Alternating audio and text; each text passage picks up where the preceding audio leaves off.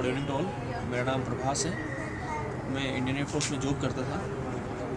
अभी मुझे काफ़ी टाइम से, करीब 7-8 साल से स्नीजिंग की प्रॉब्लम थी। जब भी क्लाइमेट चेंज होता था या फिर जैसे मैं छुट्टी आता था घर पे, मुझे हमेशा कुछ ना कुछ प्रॉब्लम ऐसी लगी रहती थी। छींकें आती थी, पूरा 1 महीना छींक ही छींक में मेरा गुजर जाता था।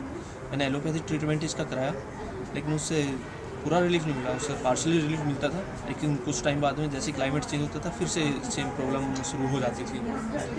तो अभी मैंने डॉक्टर साहब को देखा करीब 4 महीने पहले। डॉक्टर साहब ने मेडिसिन दी।